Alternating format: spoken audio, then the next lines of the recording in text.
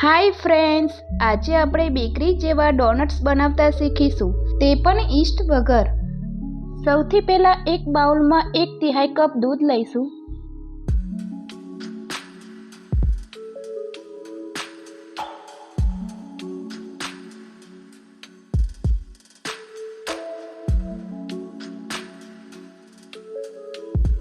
તેમાં 1 નાની ચમચી વિનેગર એડ કરીશું અને એક સાઈડ મૂકી દઈશું.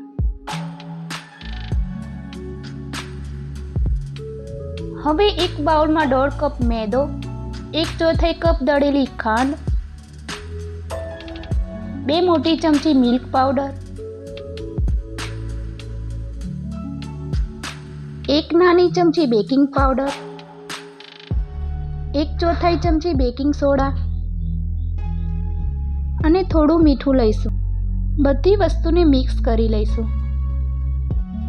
હવે તેમાં 1/4 કપ મેલ્ટેડ બટર લઈશું, 1 મોટી ચમચી દહીં. હવે તેને મિક્સ કરી લઈશું.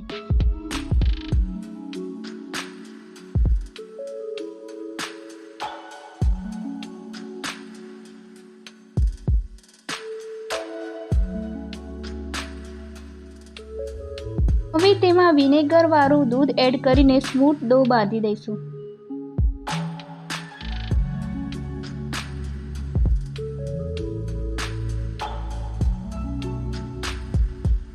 આ આપણો ડોનટનો ડો રેડી છે. હવે તેને 30 મિનિટ ઢાંકીને એક સાઈડ મૂકી દઈશું.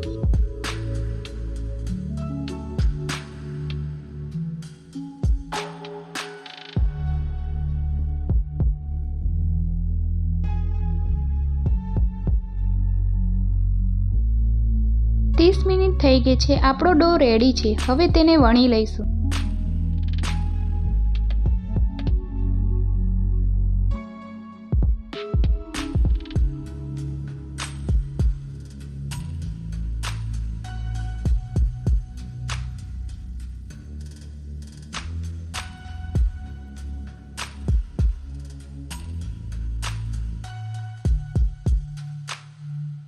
આ રીતે ગ્લાસની મદદથી ડોનટ કટ કરી લઈશું. તેની વચ્ચે નોઝલની મદદથી કટ કરી લઈશું. આ જ રીતે બધા ડોનટ રેડી કરી લઈશું.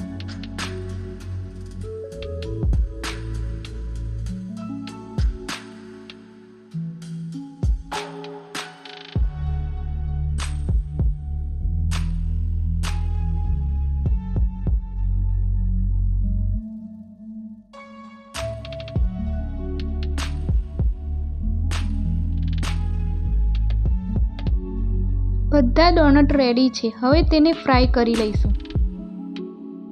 મીડિયમ ગેસ પર બધા ડોનટને ફ્રાય કરી લઈશું. ડોનટ ગોલ્ડન બ્રાઉન થાય ત્યાં સુધી ફ્રાય કરીશું.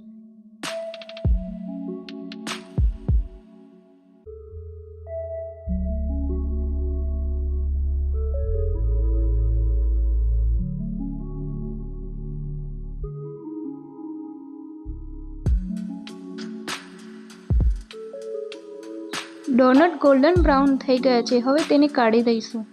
તેવી જ રીતે બધા ડોનટ ફ્રાય કરી લઈશું.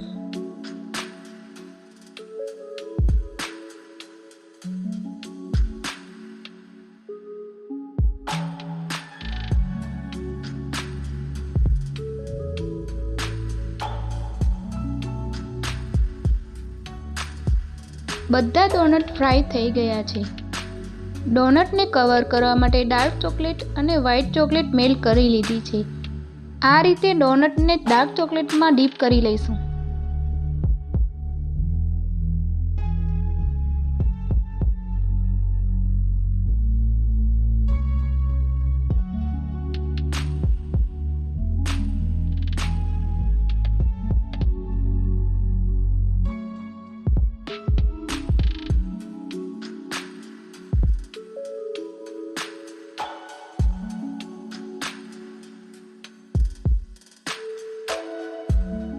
વ્હાઇટ ચોકલેટથી ડોનટ પર ડિઝાઇન કરી લઈશું.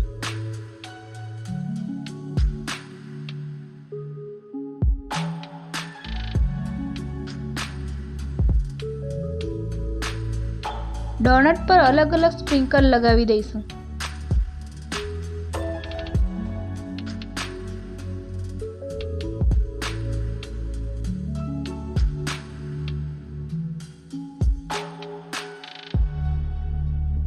ડોનટને 30 મિનિટ ફ્રીજમાં સેટ થવા દઈશું. 30 મિનિટ થઈ ગઈ છે. ડોનટ સેટ થઈ ગયા છે.